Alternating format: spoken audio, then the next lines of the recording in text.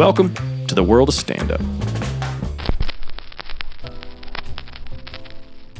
You just put your emblem away. Mm-hmm. You said it was a combination of a pentagram and the Star of David. It's where they get that from. Okay. It's where both get it from. Okay. Because it doesn't mean good or bad either way. Right. It's where the Egyptians got This is some Robert Langdon shit right here, dude. This is, for sure. Yeah. So I might as well just leave it out and we'll just leave have it a out, conversation. dude. Yeah, we know you're not, worshiping the devil. I mean, not on. I mean, I like not the hell on out Fridays of the guy. Anyway, He's pretty cool. We were talking about that, like, what an interesting character of folklore, Yeah. We're supposed to be scared of this guy when he knows exactly how to get you to do what you want.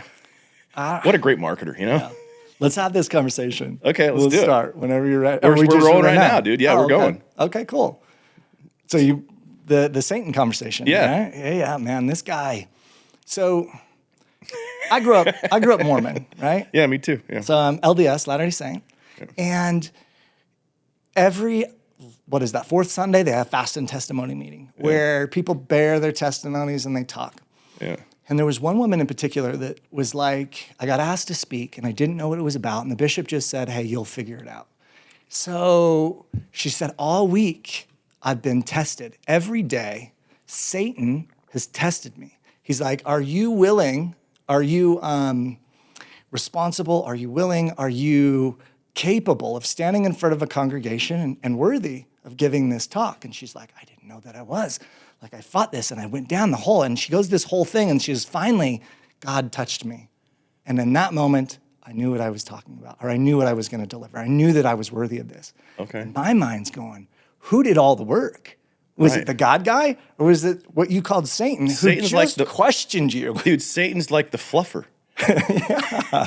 You got him ready, dude. Yeah. And then God was like, I'm just going to give you a little tippity tap here. Yeah. I'm worthy. Dude, he did all the dirty work, man. Yeah, man. Imagine all of the hard struggles that you've been through in your life for a minute. And what they've done for you, where you're like, why am I just punished? Satan and these terrible things and these thoughts and these demons are after me. But once you get through them and you're like, that was just me on a bad day. Yeah. And you move forward, you just expand. Dude, it brings up a thought. I've had this conversation many times with many different people that have many different backgrounds in religion and spirituality. And I love the idea of talking about this with you. Which is it, in your opinion? Because I don't know. I don't know if, the whole idea of the concept of evil, mm-hmm. which is attributed to Satan, mm-hmm. is really like a force, like a power, like there's an evil sort of mist or energy, or if it's like light, for example, like darkness isn't a force, it's an absence of light. Sure. And so when you look at it from a spiritual standpoint, is evil just an absence of understanding? Is evil actually just an undeveloped expression of righteousness? It's just misguided because it's incomplete? Or is it like it's like gravity? It's like there's a force, like an evil that can, like a pull. Sure. I don't know the answer to that, and it's curious to me. It was a good question. Years ago, I went down the rabbit hole. I moved, sold all the stuff. I moved to the jungle, and then I studied in hidden and underground temples. That's not hyperbole. You actually did this. Like you went to Mexico. I lived there for 3 years. I got rid of everything. Like every attachment, all these really cool story around this piece. But I'm going, I want to learn. And I got tired of learning from people who wrote something this century. Because it's just somebody's opinion about what somebody wrote way back when. It's a big circle jerk, really. So just started studying all the religions, but I'd only get original texts. So anything over like 300 years, I'm in it. Like I would read it and just go down this rabbit hole to find these answers. So the easiest way I can explain it this way, my understanding. On the light, you have a light switch with a dim switch, right? Right. And you push the frequency up and the light goes bright. Right. You push the frequency low and the light goes dark. So it's not different. It's just a different frequency. Evil is just at a lower pace. So it's undeveloped. It's a lower frequency of righteousness. Yeah. Okay. So neither one of those, but the piece is it's not evil or righteousness. It's just an energy, and you choose where you want to express that. Right. It's your choice. That's a beautiful answer because it makes sense in a lot of ways. I've never understood how, if evil is or was a force, well, how? What's the source of the energy that causes the emanation of this, you know, and no theologian or religious person could give you an answer. It's like, well, it's just, you know, from Satan, like it's because of his influence. I'm like, okay, so he then is the source, and is it embodied through something, or is it not? Like, where's home base, you know? Yeah. And nobody can answer you, but yet it makes more sense like that like it's an intensity level. I remember, you know, if you look at, for example, like how children behave. Mm-hmm. I've seen kids do some fucking nasty shit to each other. Sure. They don't know what they're doing. Sure. Are they evil, or is it just that they're undeveloped? It would make sense that they're undeveloped. They don't know what they're doing, and there's a certain level of ignorance associated with their action, and that then in a way excuses them. When you get into, it gets kind of be hairy when you start looking at like really, truly kind of evil things, if you will, like, you know, sex trafficking or abuse or like murder or things like that. It's like, well, at what point does it cross over and become something? It's like, well, what if it doesn't? What if it's just that is a really magnified example of their undeveloped nature of understanding what righteousness is, or their choice? It might. There's a possibility it's underdeveloped, and there's a possibility they just choose it. Like, you know, really good people that have gone through tough times and like lied, cheat, stole, like did all of these things. They were a developed person that fell into this lower vibration, this lower frequency, if you will, and just decided to stay there because they didn't know how to get out, or they didn't get it out of their head, or they just enjoyed being really angry and then complained about it. I love that you say that, dude, because people do find joy in base emotions. Mm-hmm. They support their own addictions because they think that it's a part of their identity in a weird way. It's like, no, that's just as much of a distraction for you as pornography or drugs would be. Yeah. It's a cocktail of emotional drugs is what you're tapping into with your little sorry that you've got for yourself there. Yeah. Really crazy, dude. Yeah, wow. Especially if somebody gets addicted to other people's responses to their anger. Yeah. Like if I get really angry with you and then you back down and then I come back to you with a little light and say, oh, I'm really sorry, and you give in, that's just a drug feeding into it. They're like, oh, I know how to get a response out of you. I just need to drop into this vibration, be extremely angry, and I can get you to do whatever I want. It's a drug. Dude, human relationships are fascinating, aren't they? Yeah, the human relationship in the mind was crazy. Yeah, well, the one we have with ourselves. Yeah, 100%. Starting there, you know? 100%. And this sort of like, you know, manifestation of relationships outside of ourselves. I've done a lot of air quotes today. I think I'm going to stop. I'm not going to do any more air quotes as a part of our conversation. By the way, Greg W. Anderson, welcome to the show, man. Hey, thank you. For me, welcome back, because you were on my old show, Rules of Success, back when you were peddling The Selfish Divorce, your book. Absolutely. How many books have you written, dude? Well, I published one. I've written 3. There's 2 that are just sitting on my drive going, I'm just not ready for them yet. Okay. They just don't feel like it, like I completed it. And then I was like, oh. Dude, you're such an interesting person to me, because you're clearly, like, you're associated with Lions Not Sheep with their NFT project. Yeah. You're also associated with, like, the development of the new app that's going to be there. Like, you're such a curious person to me. Like, I'd fucking not be surprised at all if you, like, came out with, like, a Texas Hold'em book. It's like, sure. Greg Anderson is going to teach you how to play. Well, of course he would. Why not? Yeah. He's going to teach you how to get in centered with yourself, get rid of your tells. He's going to show you how to read the river and the plop. Like, yeah, you're speaking my language. It doesn't matter what topic. It's the same thing. It's the same system that I follow. Yeah, that's true, dude. There's so much like similarity in just how to overcome and succeed, no matter what it is. That's great, man. Yeah. So what's been your passion lately that you've been a part of? Well, you mentioned Lions Not Sheep. About, you know, Sean Whalen and I had been business partners and friends on and off for like 16 years. And we did some work together when Lions Not Sheep was first launched, and then we separated. There just wasn't enough momentum at that moment, and I was just getting ready to leave, right? I was going to take my sabbatical from...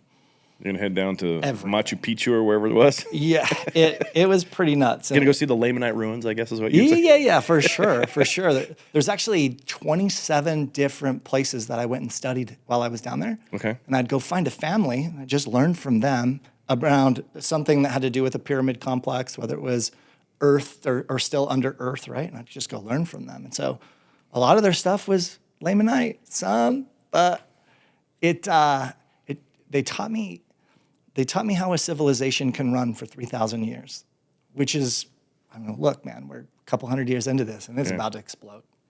Yeah. So, do you think a part of that, what you learned with a civilization being able to last that long, has to do with underdeveloped ways of communication? in mass, where like how it was all scrolls and writing and Sure. come to the thing, and there was a lot more community. Sure. And it wasn't like, oh, Twitter, this guy said what? Like, Yeah, there wasn't any of that. yeah. The other part about it is currently, like the humans, we develop by this thing underneath our eye called a mirror neuron, and it lets me see what you're going through, and I can learn. If you're hammering a nail, I can learn how to hammer by watching you. I don't have to do it, right? If you're an abusive father, a child is learning how to be an abusive father by this mirror neuron and studying it, and also by the words that we hear, right? And so right now we have data coming from us from the moment that we're born in lots of different ways. And for the most part, humans don't understand that, you know, those voices in your head that drive you crazy? They're not really Never yours. had them. Okay. Just kidding. That good voice, bad I've got voice. a tabernacle choir up there, buddy. Like they're singing harmony. It's awesome. It's so All fun. of them are somebody in your past told you something and you go, oh, that's what that means. And so as we learn, we go to school and they say, here's a textbook on how to do math. So in the future, you can revert back to what you learned in school to find the answer, right? So that means that everything that you agreed when you grew up and learned, that's now your belief system. Yeah. And so when you come up, you butt up against that and you hear your mom or an uncle or an old business partner, an old friend or high school coach or whatever that is, you start to hear that it's their thoughts, their words, and you're just going back into the Rolodex. Well, back in the day, they didn't do that.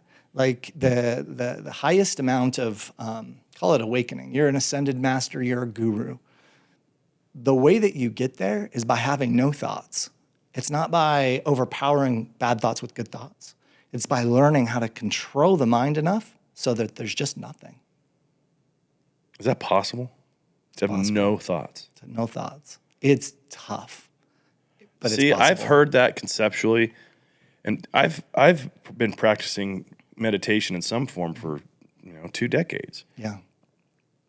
I've never dived in enough to where I can even remotely say that I've had more than just a couple seconds of just no thought.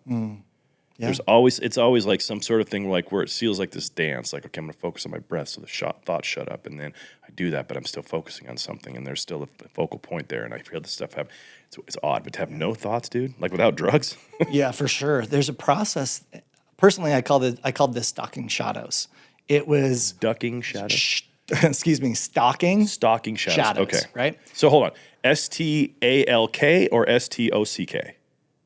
The first Stalk like or stalk, like I'm stalking my prey. Got it. Okay. Right. And basically, what it means is you drop into meditation and you have that thought, and you track back where you got it from. Where was the inception of that thought? Like all the way back. Who gave it to you? What was the scenario around it? Was it good? Was it bad? And in that moment, once you stalk the inception, since your memories only live in your mind, you have an opportunity there to either change it, release it. You can't delete thoughts, but you can go, oh man, that was from when I was 7. Do you think that I actually have the best perspective of what that situation was at 7? Probably not. Well, maybe it's this. Like maybe I'm going to take something that I remember being a negative and I'm just going to shift the words that I remember, because it's just that easy to change your memory. It's just that easy for time travel. You just go back to the moment, tweak it. Are you familiar with something called timeline therapy? I'm not, but it's going to sound very similar just from the words. Okay, so, and I've talked about it openly on this podcast. I've invested heavily in this self-development group called Upgrade. Okay. And it's ran by a guy named William Lamb, and he is one of like 20 people in the world that has this level of mastery when it comes to neuro-linguistic programming and helping you to, master your subconscious, basically.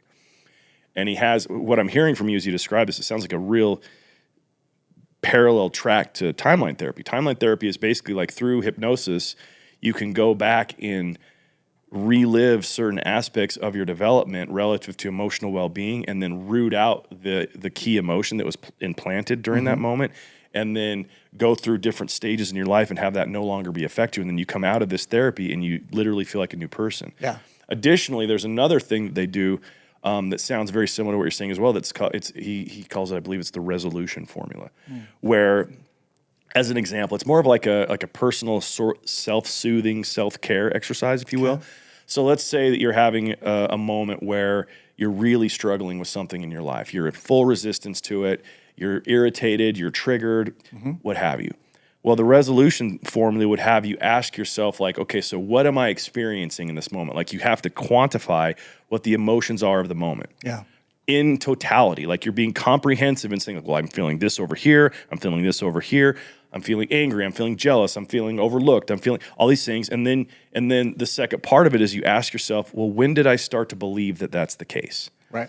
And it allows you to start to go back and source original experiences that kind of programmed you, if you will, in those moments to now have a new belief that is like the princess and the pea. It's like that little pea underneath the mattress, and it's all the way at the top. You're experiencing this. And then there's a few other things that you walk through after the fact that are more involved that allow you to release it and to change your belief and to release the thoughts about that.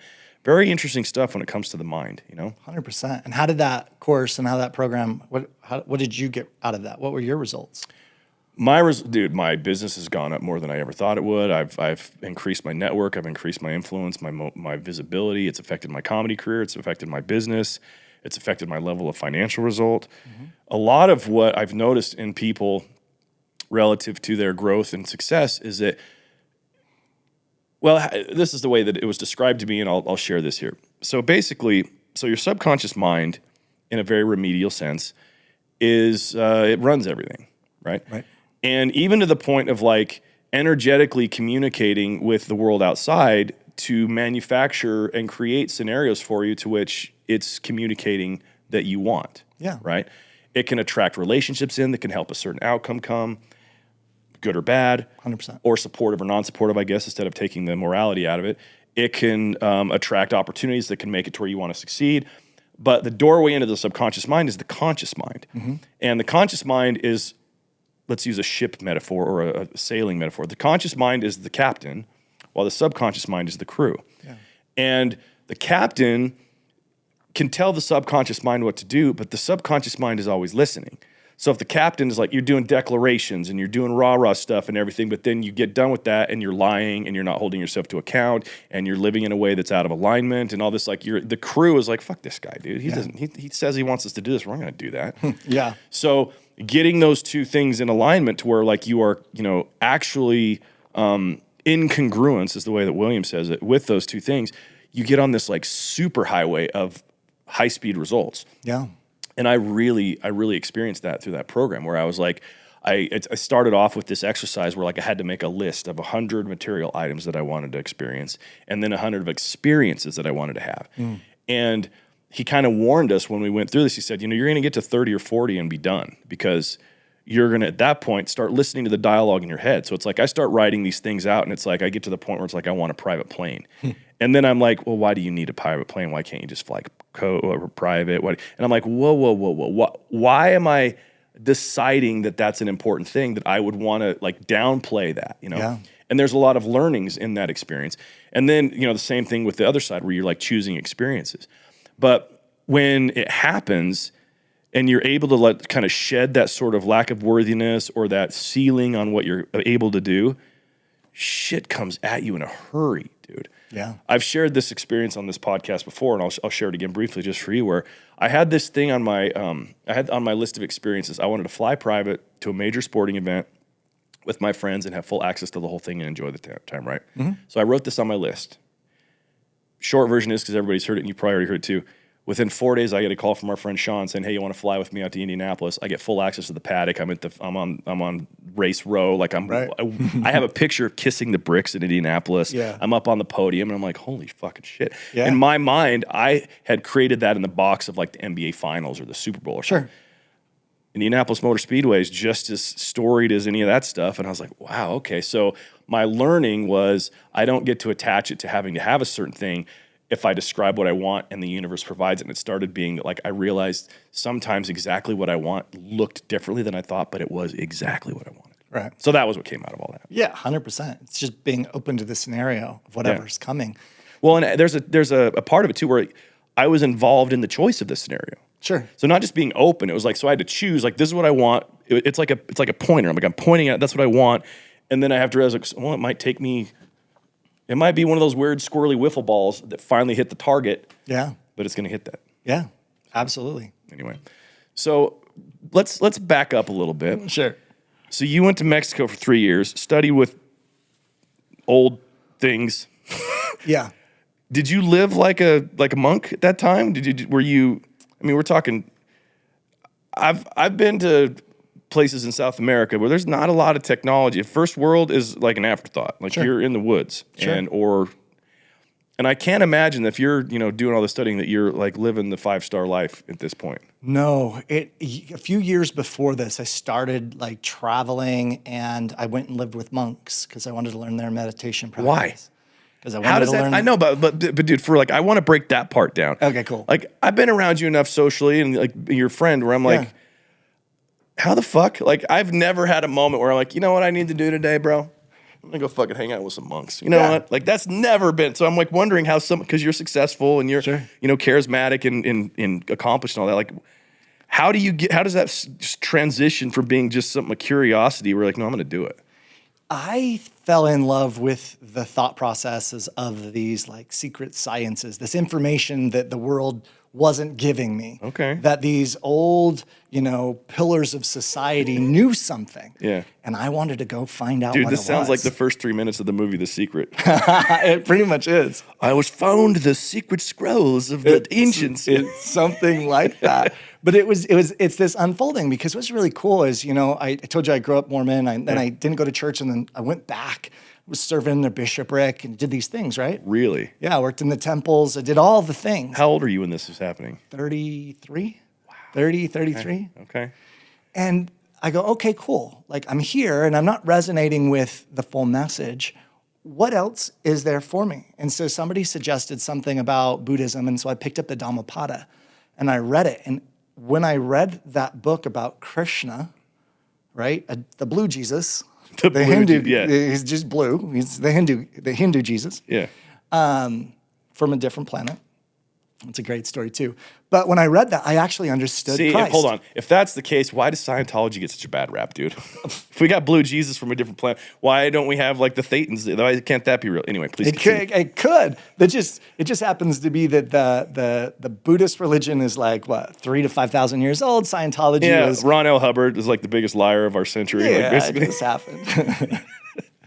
So I fell in love with reading these religious texts. Did you ever see the movie Arrival with Amy Adams? Yeah, I did. That was a great movie. In that movie where the aliens came down and they all gave a part of the whole, and you had to have the whole in order to understand the message. Yeah. So I said, cool, maybe this is what religion is about, is that each one of these major religions holds a pillar, a bit of data, and it's my job or anybody's job to go study, pull, assimilate what's good, get rid of the trash, then go study, pull, assimilate. And so I pretty much studied every major religion on the planet. Like, so what does that look like, deeply. studying them? Like, where do you go? How do you get this information? Where do you see like, oh, I got to read that book? Like, what's the process of like being able to study that? Because I'm sure it's not like you're just going to the library in Alexandria and pulling scrolls and shit. No, I mean, some of it was going to stay with monks. Yeah? Right? It was like, I'm just going to go to the source of what I believe is the source and learn what I can. Studying old texts took a while. Crazy. Studying old books took a while to find originals, because some of them are thousands and thousands of dollars in order to buy and obtain to study. Can you find any of them online? Are they digitized at all? Not really, not the older versions. Maybe anything after like the late 1800s would be digitized or can be. But so it was that. And so I just kept going, and I'd study something. I'd go, like I wanted to study Buddhism, so I just bought the Buddhism books that they said that would, meditated with it. I talked to people with Buddhism. I wanted to learn Hinduism, so I studied who the Hindu gods were. And then I went to a Hindu opening of a temple, and like went through their like celebrations, and just experience as much like your 100 list of experiences. Just kept experiencing more. Going, okay, cool. I have the ability to decide what's powerful for me and what's not. And any one of these religions has something amazing about it. So I'm just going to keep assimilating. And that process took me to a place where I'm like, I'm pretty successful. I lived here in the US. We share a common love for the Ferrari, California. We do. So I'm living in South Jordan, Utah. I have a 15-person Range Rover limousine that threw the best parties in town. The Ferrari, 2 Range Rovers, the car. And I kept going, man, I think there's more. Like, I'm not necessarily happy. I'm kind of stressed out about this. And every time I would try to date a woman or come into a situation, I would hear all the voices tell me, who I need to be. You need to stand a certain way. You need to project a certain thing. You need to have the right watch. You need to have the car, or nobody will love you. And I was like, whoa, that can't be right. So it was kind of this unfolding process. I went into my closet, and I have like 150 t-shirts, 100 t-shirts, something like that, right? Sure. Just you collect them. And I walked in and I started touching them, and I said, what do you remind me of? The physical thing. And if it reminded me of a place or a person, it was gone. And I just started deleting things out of my closet because I wanted to remove the subconscious connection to that person or that thing, right? You walk in and subconsciously you see that, shirt from wherever, that time you fought with that girl or the thing that you did or whatever that was, and you see it and your mind grabs a hold of it. And we only have so much energy to operate every day. And if we continue grabbing to the old, then how do we evolve into the new? So I just started deleting it. And then I went through my house and I'm like, wow, I don't have a thing in here that I picked. This was like, some of it was from a divorce. After a divorce, I hired a fantastic woman to come in and decorate my house. I didn't choose anything. And I started realizing everything. I was like, man, I'm getting rid of it all. And it happened to be at this time, I'm dating this woman from Russia. And she's a legitimate princess from Russia. Not just like a princess. She's Anna Karenina. You got this one. Okay. And she couldn't get into the States. So I traveled with her to like Bali, and we stayed in different places. And I'm going, well, I have this thought. Like, I just want out of everything. I'm going to sell the cars, I'm going to sell the things, and I just want to go nomadic for a little while. And she had said, well, I'll come. And I was like, that sounds fantastic, because I'm kind of scared. Like, I'm going to a foreign country that I don't know the language. And I'm going there because I keep having these thoughts and feelings that I should. Nobody's telling me to do this. So she came down with me, and it was really fantastic because the reason I stayed down there longer, we stayed with each other and traveled for about a month. And at the end of the month, we're like, hey, we're great. Like, we're perfect. There's nothing wrong with you, nothing wrong with me. We're just good. See ya. But there was a moment where we're traveling through this little town on this way to this pyramid structure, and there's a military, a Mexican military professional that's standing on the corner. And he looks at me, and he reaches at his gun. And I start to get a little nervous in this moment. And he looks at her, and she smiles at him, and he just smiled, the biggest, brightest smile.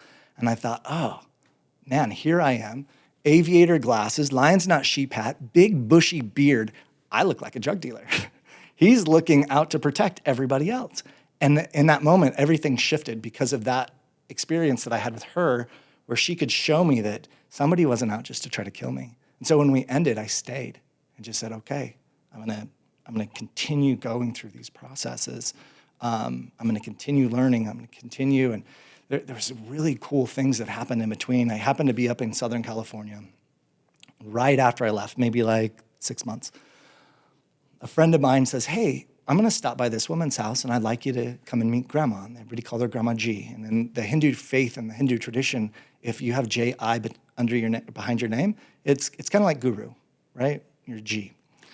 And she takes me to this woman's house, and she's next level. In the spiritual communities, with like channeling and things, she's like epic. We talked for a little while, and as I was leaving, she said, hey, son, do you mind if I call you once you leave? Like, can I get your number? I said, sure. So she calls me. I go back to Mexico. I'm there. She calls me up, and she says, well, so you've been trying to learn something for many lifetimes now, and you're right here at the precipice. I'd like to teach you what you're missing. I said, okay. Like, I've been looking for a teacher to teach me something that I couldn't get from a book or couldn't get it. Most of these traditions in the old traditions, they'd only teach it, what was that? It was called lips to ear, only person to person, right? Guru to teacher. It was never written down. And so she said, cool, I want to teach you this, but it comes with a price. I was like, okay, what is that? She goes, well, you're going to make me 3 commitments. And you're going to live these commitments for the next 3 years. And you might live them for the next 12 years because it just depends on you. It's not a specific time, it's your evolution. I was like, okay, what does that mean? She goes, number 1, you can't cut your hair for 3 years. I'm like, cut my hair? She's like, yeah, the hair on the top of your head. You can't cut it for 3 years. I'm like, well, why? And what she told me and what I got out of it were 2 different things.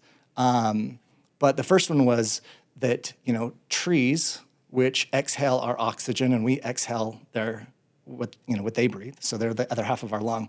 They grow their roots in the ground, which connects them to all the other trees, and that's their communication.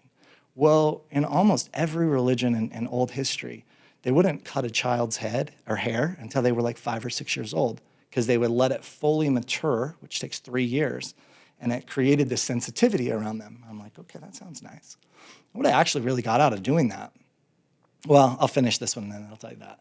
So I said, okay, cool, I can do that. And she goes, well, the next one, no drugs, no alcohol, no plant medicine, no aspirin, nothing for 3 years, like nothing.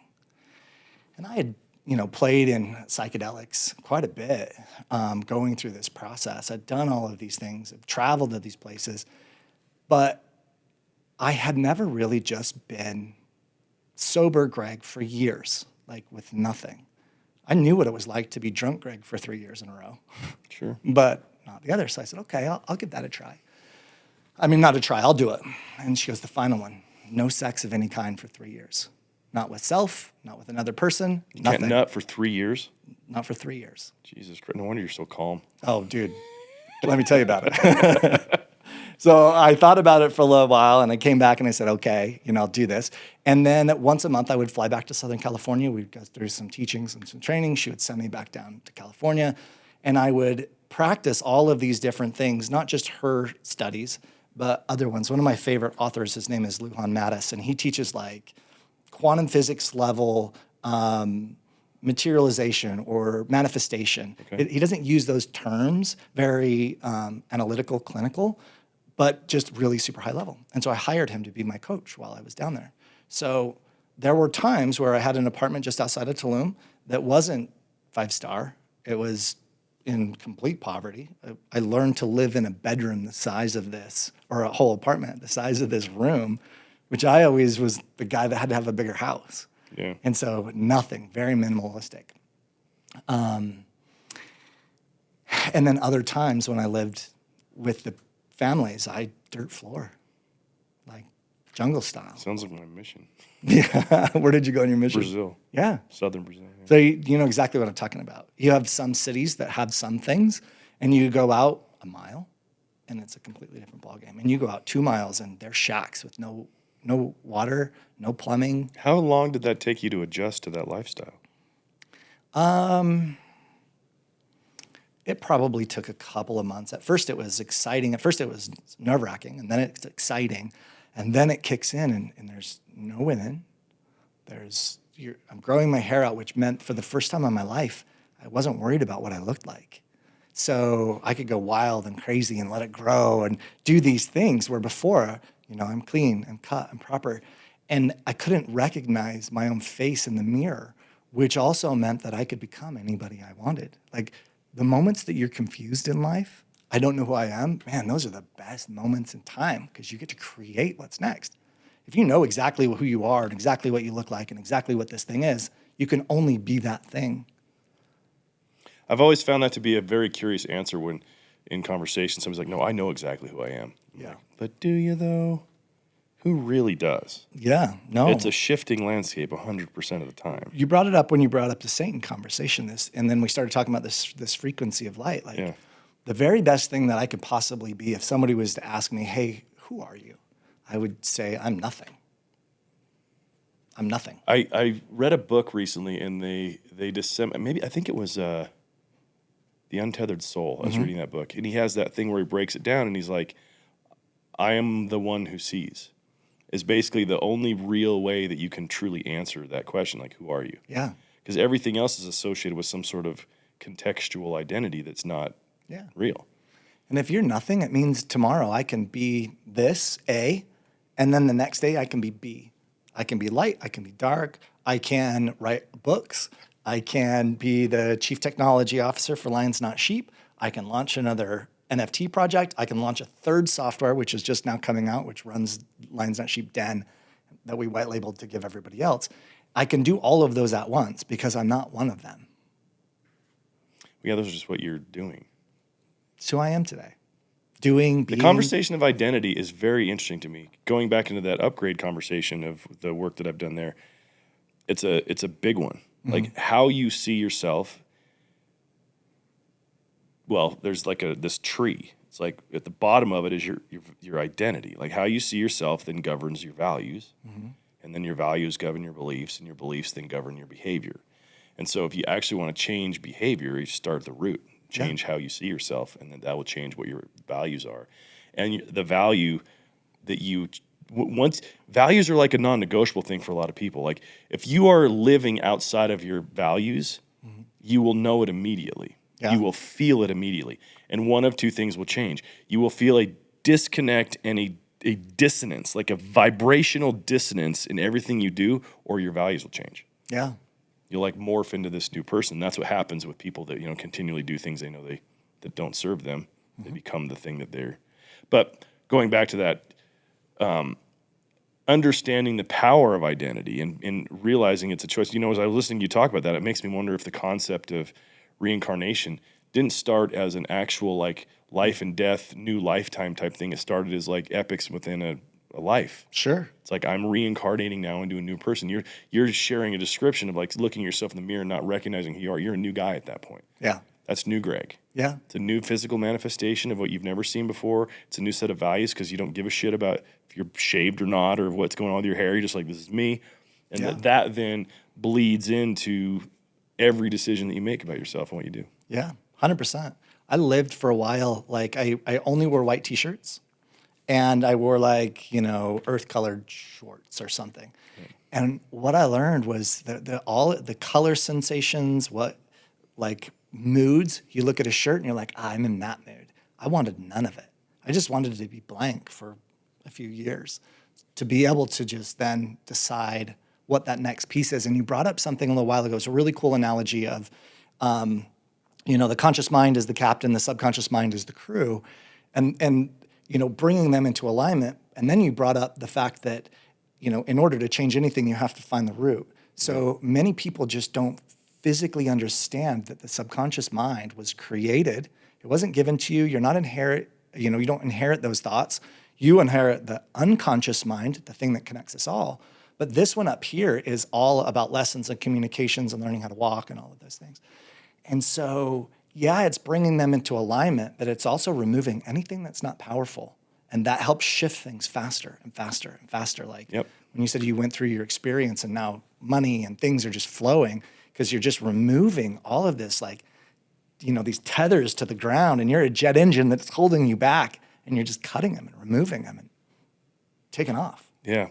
The doorway into those experiences and that sort of shift in result and awareness, it's not very glamorous. It's really overly simple, really. Yeah. It was like I just had to be like one of the things that was an immediate shift was I started noticing how I used the words easy and hard. Mm-hmm. And instead of predetermining through speech by describing it or declaring it that it would be easy or hard, I stopped doing that. And I started realizing that, okay, so in the past, I have said this is going to be hard based off of effort that I was going to be required to put forth or problem solving or complexity. Yeah. And it's like, well, requiring effort and needing to problem solve and it being complex doesn't mean that it's hard. Yeah. It means that it requires complexity and problem solving and effort. Okay, sure. Those are three different things. Those are way less intimidating than the word hard. Sure. And so I started like really reframing how I would see it. And easy as well. I started using the word easy more. Mm-hmm. I was like, oh, this is going to be easy. Yeah. This is going to feel effortless. Yep. And I don't know, man. It kind of separated the herd in a lot of ways because I found myself on an energy, and I recognize this is something with you too. Like, you find yourself energetically like really vibing with certain people, and others that you might have vibed with in the past. You're like, "Fuck this guy, dude! Like, I am out. I cannot deal with this right now." And it's an energetic thing. It's like two notes on a piano that just go. It's like that that dissonance in your ear. Like, I can't deal. Yeah, and that's very real. It's very real. Yeah. People blame it on, well, I just don't like their personality. No, like energetically, you're not vibing. Yeah, it's interesting because right now we're using the words energy in a different context. 5 years ago, if we would say, oh, we're not vibing with your energy, you were weird. Yeah. Like you were whacked out. Fucking hippie. Yeah, like what are you talking about? Energy. Take another toke, stoner. Yeah. And now we study like quantum physics and particle physics And we know that everything in this universe that we can experience or measure is a frequency. It means it's an energy. Yeah. And they just, all the things bind together in certain ways. How and why, we don't know yet, but they do. So everything is an energy. So I love this conversation. And also I love that people are starting to wake up or utilize different words like your, hard or easy. Mine was should or get to. I should go to the gym today. And that was a negative, like that's a downer. You should go do this, and change that word to get, to get to. I get to go to the gym today. I get to work today. Same with need. Same thing. Yep. Yeah. And these small, in the neurolinguistic programming, mapping, these small words it sounds so silly, but those small adjustments can change the trajectory of your life in massive ways. Massive ways. So different. Truly massive way. And there's a piece of this that I think that is worth bringing up, in that in order to even conceptualize or go down this sort of rabbit hole of, the concept of energy and quantum physics and manifestation and how your mind plays into it and everything, you have to be willing to push against like internal doctrine and dogmas that you've created. Yeah. I've noticed, because I too, I grew up as a part of that Mexican clan called the El Diaz group. And I didn't step out of line until later in my life. I went on a mission. Hadn't touched alcohol till I was 31. Was a virgin when I got married. I mean, I was textbook. Yeah. And it kind of sucked because there was a lot of experiences that I wish I'd have had and that I said no to out of fear. But going forward, I had this experience where, I was actually excommunicated when I got divorced. And apparently they frown on you fucking a new girl when you're still married to your old one, Like I guess so. Fucking church, bunch of fuddy-duddies. Anyway, so I got excommunicated, but it was still very important to me. The church was very important. So I still would go to church, and it was like this sort of like shame exercise for me. Yeah. I'd go there because I couldn't participate, I couldn't pray, I couldn't teach, I couldn't raise my hand or give comments, but I was there literally as like a shadow. And it was this weird sort of commitment to my own shame that I look back now and goes, what the hell were you doing, dude? That was so not necessary. And then I started to want, like, enough time had passed and enough things had happened where I felt the desire to get my, as they call it in the Mormon church, your blessings restored, where I could go to the temple again and participate. And that was after my rebaptism. I ended up getting rebaptized. But the rebaptism process was really transformative for me as well, because I started seeing holes in the game. Because, first of all, when I got excommunicated, the stake president, this is an absolute true story, the stake president put his arm around me as I was walking out, having been just my membership of the church removed, saying, we're really glad this happened to you. Men like you don't need to be associated with the church. And I was like, fuck you, dude. Like, I was so annoyed at the arrogance of this fucking guy, right? Yeah. And so that led me on this path of like trying to like counterbalance this sort of ideas. Like, well, I still feel like I have a relationship with God. My relationship with his church, I air quoted again, is dog shit. What do I do? And I started thinking about things differently. Anyway, I got to where I wanted to be rebaptized. And it was a very tumultuous experience because my ex-wife now had to be involved in the process. Oh. And with everything that I had chosen to believe about Christ and the atonement and everything, like, this was a gut punch for me. I'm like, really, motherfucker? Like, really? Like, me and JC need to involve this bitch? Like, what? And I ended up getting rebaptized, and it kind of started me on this thing, and I ended up reading this. I got to this point where it was almost time for my blessings to be restored. Like, we're talking 2-3 months away. I read this book called Conversations with God by Neil Donald Walsh, book 1. It's the first one. Oh, book 1. Because he's got 5 of them or whatever. Yeah, there's 7. Yeah, there's 7 now. I didn't know about the other 2. Because I've read Friendship with God. I've read the first 3 of it. He's a great author and a very interesting human. I'm reading this, and I'm having this description in this book. For anybody that's spiritual in nature or having questions about religion, I absolutely recommend reading that book. Yeah. It will change your life in a good way. Like, I'm reading this book and having explanations about God and spirit touch me spiritually just as strong as any temple ceremony had. Right. And I was like, okay, what does this mean? Like, I hacked the system. I'm not supposed to feel this way unless I'm in that room. Why? And he really broke down as well this concept between, like, your sponsoring thought being that when you break everything down to motivation, like the underneath it all, foundational motivation, there's only 2 motivating factors, either fear or love. Yeah. And when you realize the source of what that is, it helps you to gauge better your decisions and everything. Well, it was the first time I started looking at the church and being like, what if it's great and it's full of shit? Mm-hmm. What if it's both? What if it could be a tool for helping people achieve righteousness and community and for achieving self-awareness and creating a relationship with deity while being nonsense? Mm-hmm. And that dichotomy kind of blew me away. I'm like, is that possible? Mm-hmm. And I'm reading this book. It's like, it's absolutely possible. I'm like, okay. So I start drinking at that point. Okay. I start making some better money at that point. I'm involved in real estate. And I'm being honest with my ecclesiastical leaders about this. And they're like, yeah, we need you in the church. Like, I'm not worried about this stuff. Go. I'm like, all right. So I go get my blessings restored. I go downtown, and it was the most underwhelming experience ever. And the way I bring it up is because that day gave me a new onus on my own accountability that I'd never had. Yeah. And I can now spot other people that have that and who don't. Mm-hmm. What had happened that day is I realized, this is my experience. Mm-hmm.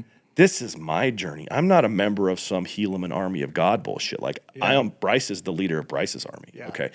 And I started realizing, like, okay, so I adjusted how I would go to church. I'm like, I still feel an emotional pull to church for whatever reason. Cool. So I would go. And then when I would feel the energy of what they're saying shift into fear, I'd bail. Yeah. I'm not going to put up with this. And when it was in love and support and growth, I'm there for the whole thing. So sometimes I would stay the whole 3 hours, and sometimes I'm out with a sacrament hymn, dude. Like, and it changed how I approach and look at the relationship that we have with God. It seems like a lot of people think that God places to them like this little Rubik's Cube to figure out how to have a relationship with God. Sure. And to me, I learned, like, no, you have one already. Yeah. You just have to talk to him. Yeah. And then listen. Yeah. And he might show up in ways you don't expect. He might show up in a dirty joke. He might show up in a porn video. Like, he might show up in something you're reading about Hitler. Like, there's all these ways that, like, messages of goodness and light and love can come to you. And I had never allowed myself to think that way. Yeah, because you were told not to. Told not to. You can't study anything outside that. Something that I know, if you were involved in Lions Not Sheep experience from the beginning, like, the whole idea of embracing your dark, people are so scared of it, and that's where all the truth is. Yeah, it's still you.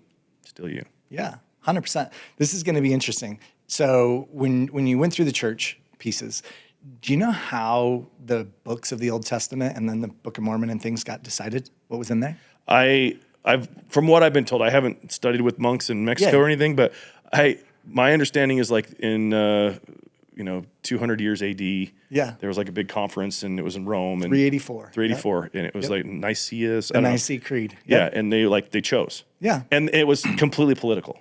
Like, well, we can't have this one. It's showing Jesus too much like this. We got to get that out of here. Oh, this is a woman. Fuck out of here with the bitches. Like, it was completely political how they chose it. 100%. Yeah. So Emperor Constantine at the time was a pagan, and Rome and all of this was falling. Like, he knew his civilization was done. So he's looking around and he's like, oh man, these Christians over here, these people that believe in this Jesus guy, 300 years after he died, they're really passionate. Like, they're crazy motherfuckers. They're passionate. Yeah. I want to tap them. So he contacted all the cardinals in all of the regions that taught this, over or back east and in Europe. He said, hey, I want everybody to come here, and we're going to create one religion out of this. So he said, great. 50% of all the cardinals show up. They go through this. And mind you, Jesus has a ton of apostles, not just 4. I think it was 21 that hung out with him. And some of them, like you said, were women. Yeah. And they have their own books, right? Yeah. So they took a look at it, and he said, okay, everybody, we're going to get in the room for the next 2 months. We're going to create this religion. So they do.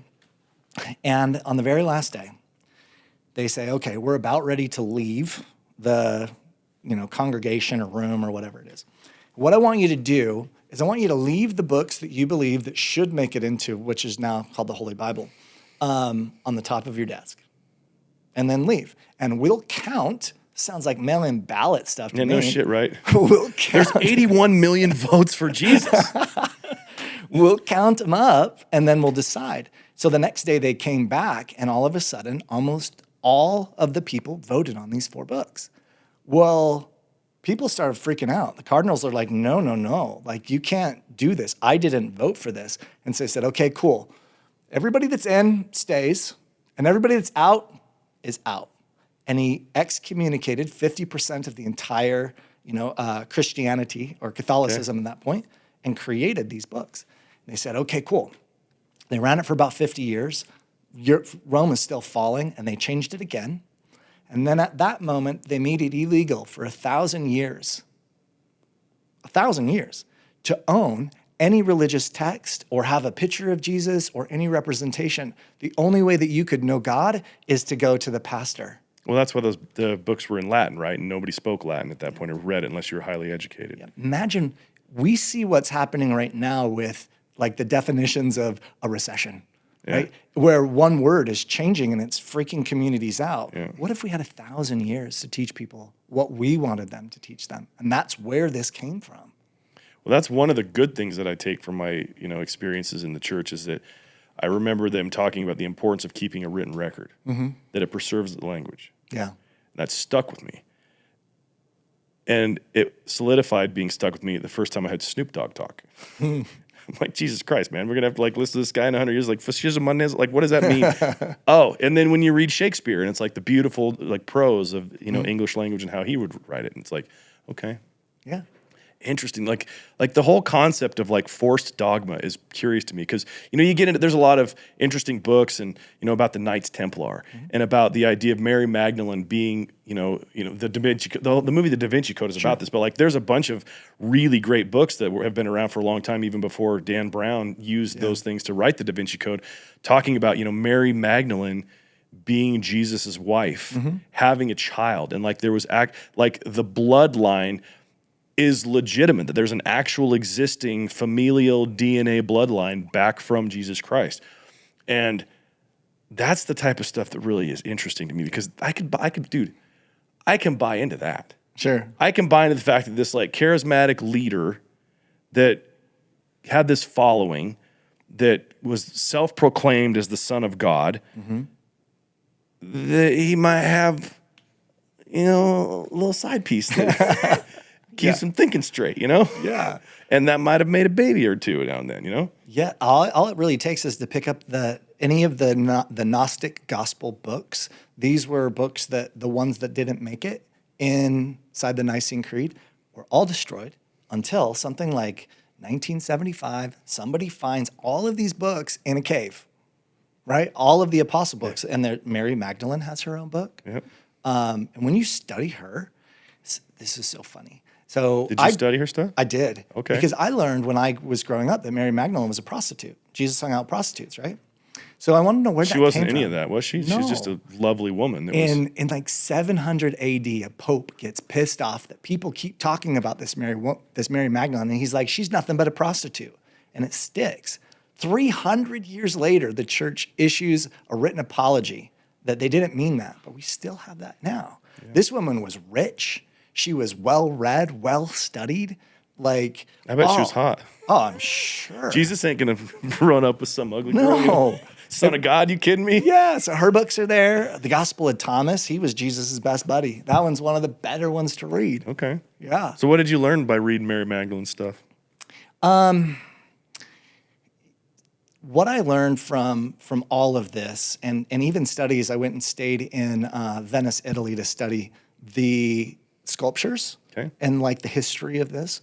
And what I learned was the easiest way to manage a population is to take the feminine out of it and tell them that they're worthless, right? Because the women have always had more priesthood and more connection and divinity to God than the men. You go to the Egyptians, you go Syrians, the women were the priests, right? But if I wanted to control that narrative, I would tell them they're worth less and tell the husbands that they're worth less and you need to beat them or you need to rape them or you need to do all the things that they were teaching people to do. And you could keep a population from growing, from overturning. And now, if I'm the only guy with the word of God and you have to come to me and, by the way, you need to give me 10%. Oh, that's corruptible to say the least. 100%. Yeah. It's horrible. So I really learned by reading these books that all of that belief was true.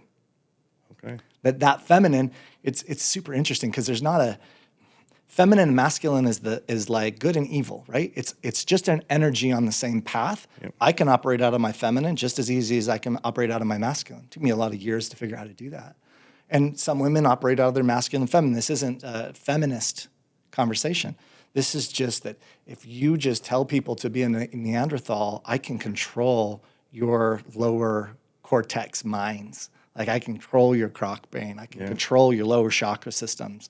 I can teach you sex. I can teach you addiction to porn. I can teach you. And when you're there, I can control you. That makes so much sense if you really like think about it. The power of the feminine over the masculine. Like when you think about, let's shift into a different lane for a second, but yet kind of keep our mitts in this one as well. When you look at the psychology between the sexes in relationship and the power dynamic and the importance of sex, and the man traditionally being the one that pursues sex more and the woman being the one that has to discern, and then being, the mother figure and the caretaker and the nurturer, and then you have the hunter and you have the gatherer. Like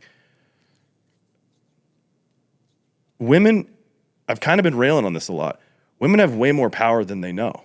For sure. They're not willing to acknowledge it. They try, like there seems to be this sort of overall sentiment that like women are oppressed and they have like this victim thing about it. I'm like, show me where. You might have to deal with some shit that nobody else has to deal with, but come on, ladies. Come on, dude. If you guys would stop being bitches to each other, you could rule the world. That's the one place where men have a leg up. Is like we can be logical and be like, I'm not vibing with you now, dude, but we're good. Yeah. Where women, they have a hard time with that one. Yeah.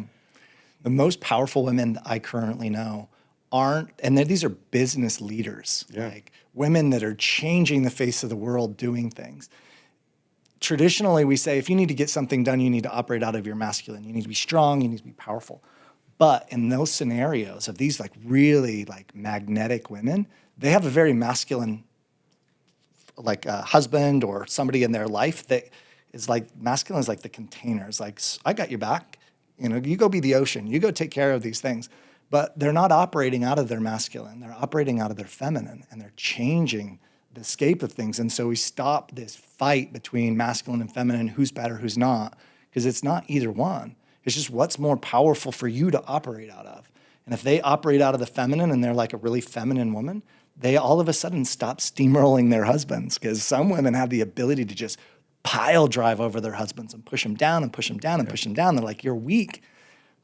And maybe they had to do that out of necessity, maybe not. But in that scenario, that's a masculine creation. And these other ones that are coming out right now, oh my gosh. Well, dude, what I'm hearing from you as you say that is that it's a true yin and yang. Like it's a true container. Yeah. And that for a woman to like really be able to embrace and live in her feminine, she has to be anchored by masculine. Yeah. That there has to be a support of the masculine, because the feminine is fiery and chaotic and unpredictable, and the masculine is rooted and it's sound and it's more predictable, it's calm. And the combination of those two things is beautiful. Yeah. And when you look at what's happening in our culture, and not to put my tinfoil hat on by any means, but it seems that there is a lot of like really deliberate sort of intention towards minimizing the masculine and unnecessarily minimizing the feminine as well. And like this weird sort of swap. It's like they want dudes to be less dude and they want women to be less women. And that sort of imbalance and chaos just fucks everything up. Yeah. It causes relationships to be out of whack. It causes businesses to be out of whack. It causes people to not know who they are, their identity. It causes the trek to alignment, the decision to get clear, to become more convoluted because you're believing in things that aren't real. Yeah. Wow. Yeah. I love one of the music channels I listen to on Pandora. I call it political rap, right? Tom Holland. And there's a song in here that he talks about, the system. About if I can create a system that says that there's always two choices, there's always going to be a division between those two choices. You're red, you're blue. Go back to the Matrix, and he said red or blue pill. Well, if I'm Neo and I'm an actual programmer, I'm like, bro, I'm not choosing either one of your pills, because the moment that I choose which you offer me, you control me. So if you're Republican or Democrat, the system controls you by choice. If you're masculine and feminine, the system controls you by force. If you're conservative or liberal, whatever it is, it's control, because every time you create a choice with polarity, and then tell the other people that that other choice is bad or wrong, you create situational division Okay. that now is controllable. Okay. That hints at something we don't ever talk about, which is the one who holds the power in that scenario is the one offering the choice. Yeah. So so look around analytically, objectively, ask yourself who's offering me this choice when it comes to decisions you could choose relative to policy, to politics, to relationship, to money, to whatever. Interesting. Yeah. Okay. Imagine the assumption that just happened where, we had COVID and you have to wear masks. And then they came back and they said, oh, now you don't have to. The government's giving you the right not to wear a mask or not to get a vaccine or not. And what they did in that moment is they told you that they gave you your choice. And you're like, thank you. You're like, motherfucker, you never had that option to give that in me in the first place. Beginning. What are you talking about? Yeah, no. So this is the awakened state, right? It's not either choice. It's like, whoa, well, who's the programmer in this? And is either one of those choices right for me? And if it's not, I'm just going to back out until I understand it. And then I can make, choices and decisions about what's right for me. Do you think in our lifetimes we'll ever know the full truth of all this? Because there's got to be a point. We're inching towards it. We're getting more and more aware. Yeah. Of how things work. Well, I think that's why things are getting harder and harder outside. Because if you look at polarity on a magnet on both sides, the harder you push, the more they repel.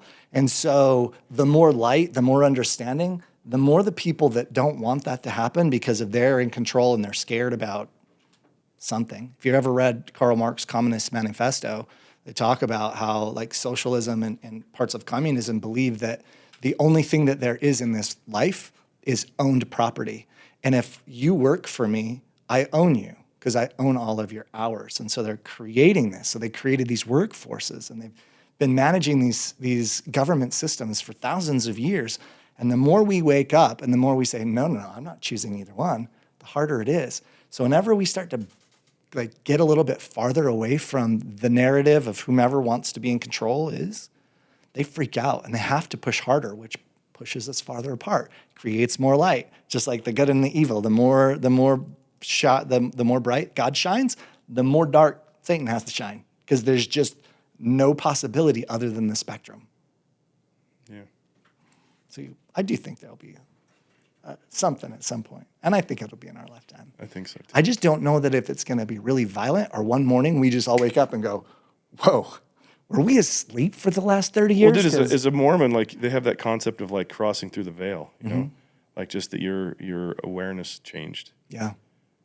I think that's probably what it could be. I remember in the book A New Earth by Eckhart Tolle. Eckhart Tolle. Sorry, that's my fire. Eckhart Tolle impression. Anyway, so he has this part of the book. He talks about Christ consciousness. Yeah. That we evolved, that the second coming of Christ isn't actually him floating down the sky. It's this moment where we understand what he was about and we embody it ourselves, and the collective sort of energy of that raises humanity. Yeah. And just now I'm thinking about how in, so Conversations with God books, I want to say it was the third one, he talks about, a society of highly evolved beings. He calls them Hebs. Awaken the Species was the title of that. It Conversations with God, Awaken the Species. Okay. Yeah, he talks about so what is the behavior of these evolved beings, you know? And it was kind of froofy for me to believe because it stretched my awareness of what was possible, because it really did seem like some sort of weird utopian, John Lennon's Imagine type thing. There's no religion, there's no money, it's everything. I'm like, fuck out of here, dude. Yeah. But the idea of evolving to a certain point where we don't need things like competition. Yeah. Or we don't have a need for, thievery, theft. Right. Murder in order to get your anger. Yeah. Or all these base level sort of emotions. The evolution of our energy takes us out of those things like loneliness and sad and not that we don't experience polarity in our emotions. It's just at a different level. You know, it's we can have extreme happiness or just I'm kind of happy. Sure. Instead of being I'm all right now or I'm in the doldrums. Oh yeah. I like that idea. I think that to me seems more real as far as us having some sort of true gotcha, I get it moment than some robed dude I think, dude, is he coming? Oh, Yeah. that's sweet. There's angels behind him out of the clouds. Is that Oh, wait, he's on a spaceship. Is that a Louis? Is that a Louis robe? Since you're hanging out with Virgil Abloh, is that what's going on? So I have a question for you, because Okay. what you were talking about just now it brought this up.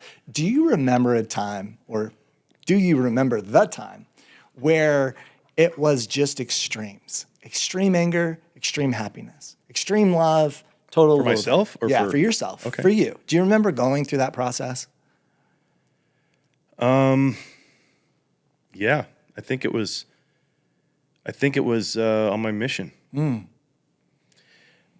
As a missionary, specifically like an LDS missionary, it's a unique experience like unto anything anybody else could experience. You are a part of this system.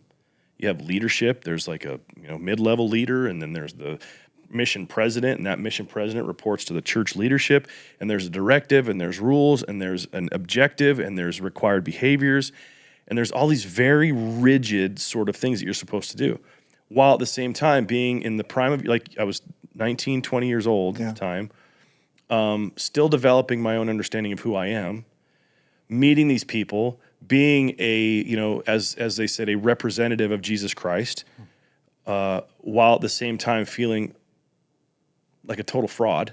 Yeah. Because I'm out there because I did have a belief in like the perfection of Christ and the perfection of his message, and that I was out there representing him, and I felt completely underwhelmed, or overwhelmed. Like, I can't represent this dude. He's the man. And so it became, there was these times where like I would have these like sort of flash feelings of like extreme anger, extreme sadness, and it felt like uncontrollable. Yeah. It was odd. And I think I didn't experience them at that sort of intensity until when I got divorced. Yeah. I remember having this moment, because I think part of what brings those on is just when you get outside of the comfort of knowing what's next. Mm-hmm. It's like when people do things all the time to sabotage their own behaviors, right? And they know that it's not good, but it's comfortable. Mm-hmm. And I don't mean comfortable in that it feels good. I mean, it's comfortable. It's predictable. They know it. They know the playbook. Like, oh, they're going to run the sweep here. I know what we're doing. It's going to suck and it's going to fucking hurt, but at least I know what's coming. Yeah. And there's comfort in that, knowing what's coming. When you find yourself in situations where you don't know what's coming, and then you feel it, like it's really hard. Like my experience has been it's very difficult. I remember this one time, so the idea, when I got divorced, I had 2 daughters.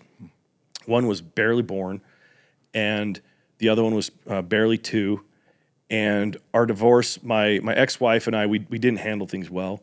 And so it was very adversarial, very mean, vindictive. There was a lot of just destruction going back and forth. And I wasn't ready for it. Mm-hmm. I know that I had hurt this woman, but I didn't ever think I would get that sort of wrath back. Like, it blew my mind that was going to be my experience. That was my experience.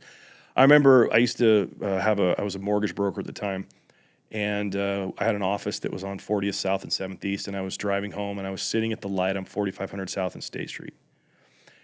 I've never had an experience like this before, and I hope I never have it like this again. It was like this wave that kind of came over. I'm sitting there, and I'm thinking about everything, and this wave comes over me of the most debilitating sadness that I've ever experienced. Like, it was like this dream of this life that I had. Not only was it crushed, I felt like it was never possible, and that I had been lied to, and that I am being faced now with this extreme amount of dishonesty from the church, from my soon-to-be ex-wife, from myself, from all these, my family, painting this picture that this is always going to be this way. And if it didn't end up that way, well, at least it could be this way. And the whole thing had got destroyed, like crushed in front of me, and I didn't know how to handle it. Like, it was the first time where it was like, I can still say I've never had a moment that sad in my entire life. And it was, I can't explain why. I don't know what triggered it into that moment. I don't know why it was. But the surrounding evidence for me was that my dream had died. Yeah. And it was I had yet to emotionally mourn the death of the dream. Yeah. And it just kind of came on me. I think a lot of people have that more than we think. Yeah. And I would love, I would love to experience the other side of that. Sure. That like my dream comes true, and it's like this overwhelming joy and light, and just yes. Because one of the things I've learned about emotional intelligence and emotional maturity is that it's a spectrum. The depth to which you can feel sadness can be equaled on the other side to the depth to which you can feel joy. Sure. And so I know it's out there that I can feel that good. I just got to get there. For sure. And part of the reason that I ask is right now we see this almost division of humanity. We have this human that is operating out of the lower chakras, the lower feelings, which you had expressed you did going through your divorce. Yeah. And then you have the other side that's like, you know what? I'm not living at this spectrum. I'm not going from ultra to ultra. I'm going to live right here. And right here is perfection. Right here is happiness. Right here is, I'm in love with the moment the person that I am right now and the experience that I'm having right now. And I'm watching this division, and it's creating like classes of humans. Like one is evolving and one is not. One is staying angry and staying in this, rooted problem. You did this to me, victim mentality, all of that. And then the other one is going, oh, okay, cool. I'm coming out of that, or I am out of that scenario. And when you get out, the lower things that used to trigger you don't anymore. They almost stop existing. It's just like, wow, you must be having a hard, somebody's yelling at you and you're like, whoa, you're having a bad day. Where prior to that, somebody's yelling at you, you're triggered and you're yelling back because you're just like, why is this about me? This is about you. Instead of going, whoa, man, I feel you. Like, you must have had a bad it's day. reminding me, like, so thinking about your journey and what you learned and studied, it's like, I remember when I first, and this isn't even remotely close, obviously, to what you went through, but like, I remember when I first read the 4 Agreements. Mm-hmm. I'm like, dude, this book is so simple and powerful. Mm-hmm. Like the idea of not taking anything personal, which is what you just described. It's like somebody's mad at me, like, wow, you must be really bothered. Like, I'm just a shield here. I mean, you're not affecting me, even though they're directing it towards me or projecting it onto me. I don't have to buy in, Yeah. I wonder how old that truth is. Probably as long as humans have been here. And we don't even know when that is. Who was the first one? Like, who was the first one? Was like, you know what? I don't have to buy into your delusion right now. You can be pissed all you want. I'm going to be easy peasy, baby. Yeah, I'm just going to sit over here and hang out with Snoop Dogg. I want to meet that guy. I want to meet the first dude who's like, you know what? I'm just going to keep my word. I'm going to always do my best. I'm not going to take things personal, and I'm not going to make assumptions. Yeah. And everyone's around like, whoa, bro, dude. Gnarly, man. This guy's a gangster, bro. Yeah. And he's just like the most calm dude ever. Yeah. He's just like, I'm just tired of being sick like you guys. Self-inflicted. Yeah. He's like, I'm tired of pulling your train, you fucking slackers. Well, it's been fun, dude. We have a fun segment that we do called Current Events where we just talk shit on stuff that's going on in things. So I figure we can wrap this up with some current events if you're down. Sure, totally down. What you got, B? So the Finnish prime minister has been catching a bunch of backlash for posting pictures of her clubbing out in Finland. And she said, I took a drug test, so I do this drug-free. So you can be mad at me all you want, but I don't do drugs while I party.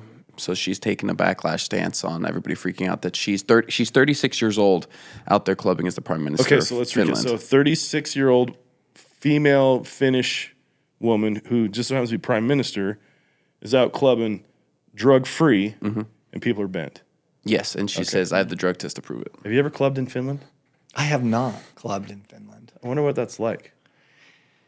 I don't know, but I just had this conversation with somebody that went to, God, what is it called? It's like Wanderlust, Wonderland. It's Burning Man? No, it's a music festival that is in Europe that has, it's not quite in Finland, but it's like Glastonbury type scenarios.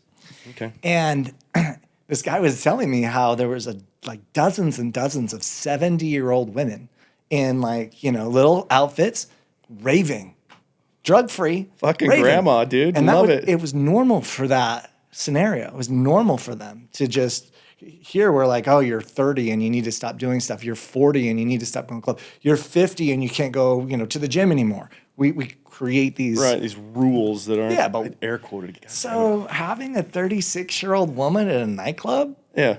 I mean, dude, prime minister, I'm more thinking, who's the fucking idiot that had to write that stupid article? Who's like, I can't believe our prime minister is out clubbing. She's having fun. And dude, the political sort of rules are so funny to me. Yeah. Like we have to do things that respect the office. Like, what does that mean? Yeah.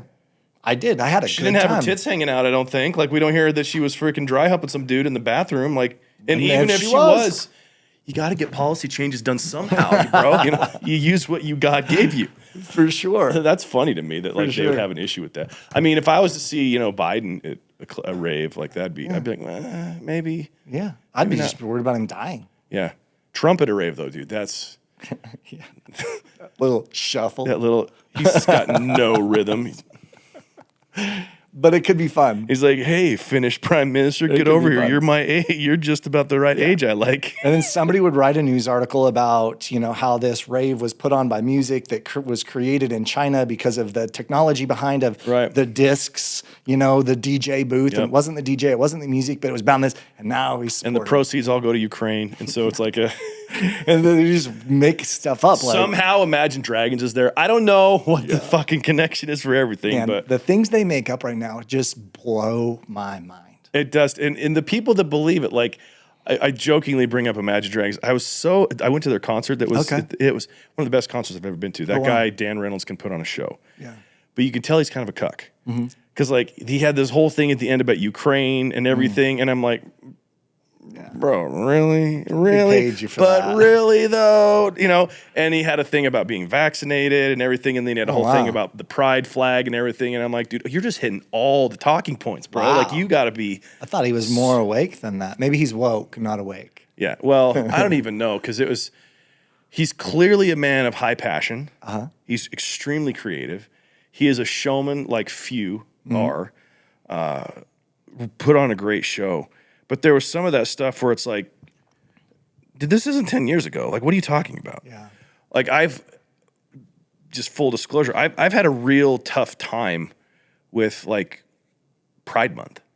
Not because I don't agree that individuals that are gay, lesbian, queer, whatever, all of the, LGBT, how many are there? LGBTQI plus, that they don't deserve, the same rights as everybody else, but they got them. So yeah, deserve was the word. Yeah. If you believe you deserve something, you believe you don't have it. That's fair. Yeah.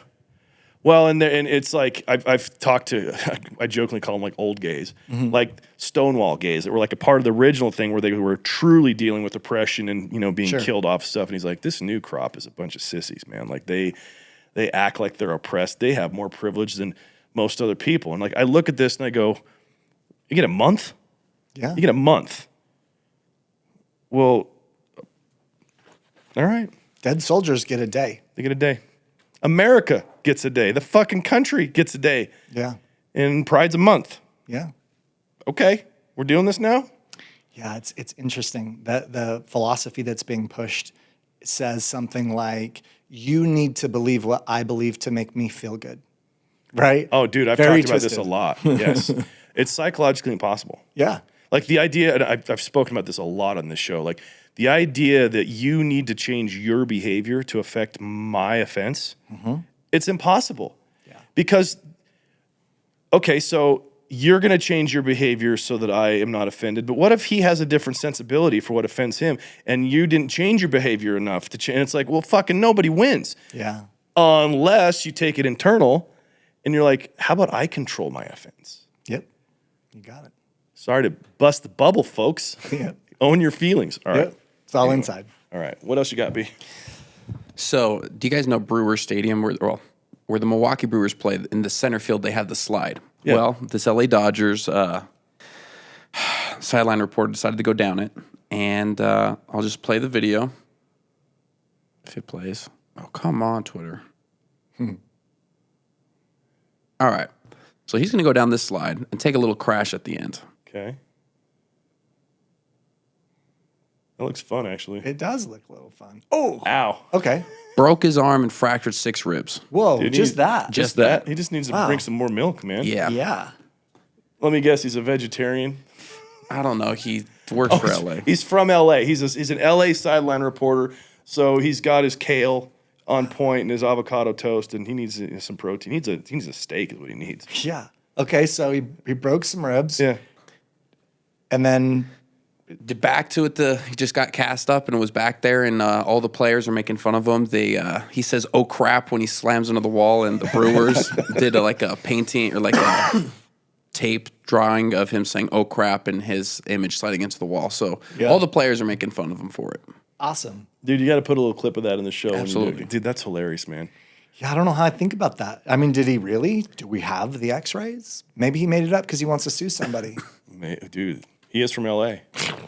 Those guys are so happy because I live in full stereotype of all the time. There's a monolith of who everybody is in LA. Everybody's exactly the same. There's no difference in anything, you know? It's like Utah. It's like Everybody Utah. in Utah are Mormons. Yep, we all drink swig and Oh, yeah. deal with adult onset diabetes. It's awesome. The soda phenomenon is wild to me. It's predictable if you think about it, though. It's just booze. Yeah. It's Mormon booze. Yeah. So is the crumble thing. Your cookie crumbled. Yeah. Well, the crumble cookies. Yeah, it's just that's their crack.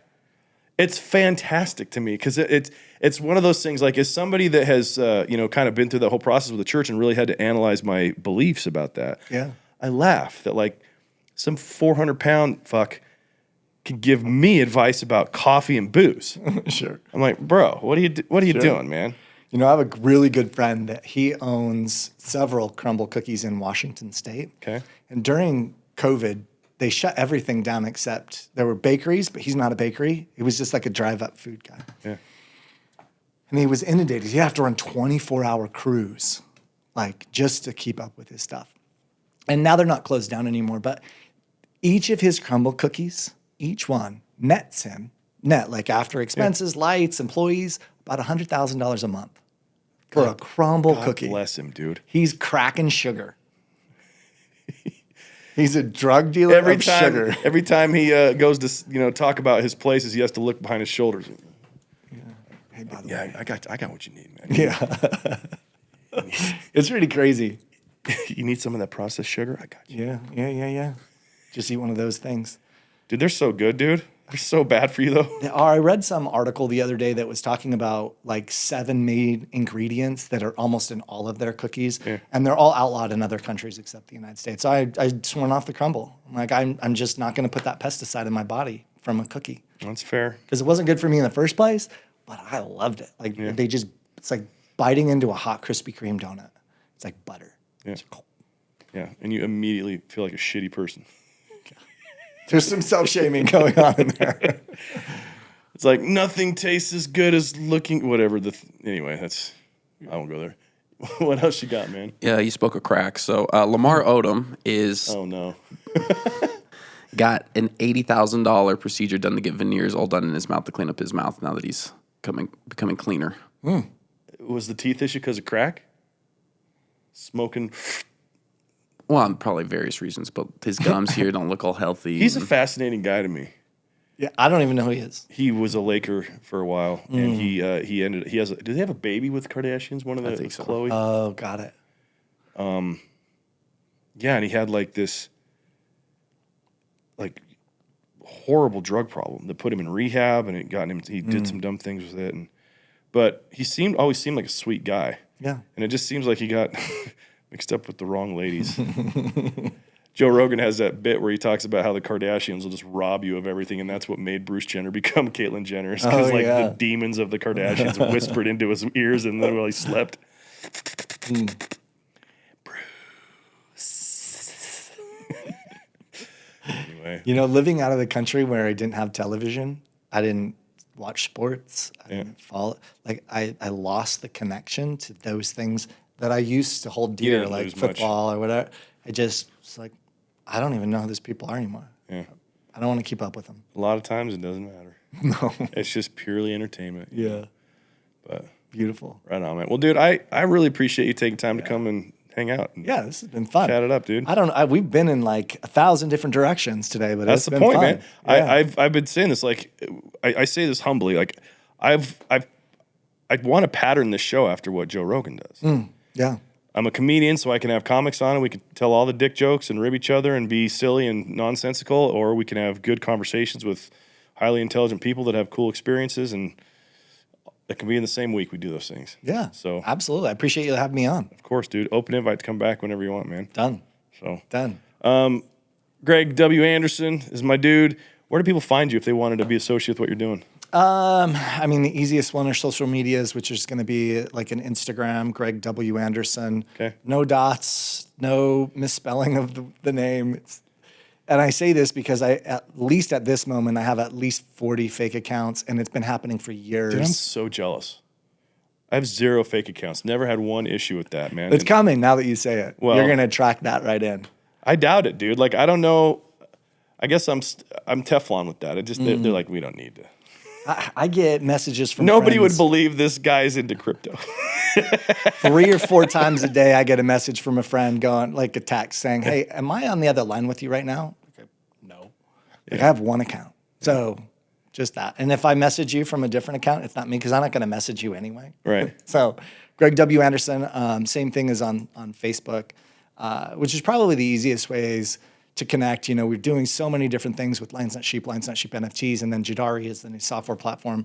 And I don't go outside of those mediums at the moment, unless it's one of our own products, just because, man, it takes a lot of time to stay up on everything. Love that. Busy man doing the Lord's work, Greg. Yeah, I think I am. Yeah. I think I am. I think those Lions Not Sheep NFTs, you know, those are the Lord's work, man. We're literally creating blessings by creating money and giving it back to people. Yeah, I've taken my claims. Like, it's great. Freaking love it, man. Yeah, it's cool. Anyway, we'll have to talk about that next time. Done. Anyway. Okay. Everybody, thanks for watching and listening to Stand Up. If you've enjoyed this episode, please share it. Subscribe to the channel. Keep the conversation going. Let's have this be something that we get out there more in the ethos. And we'll see you next time.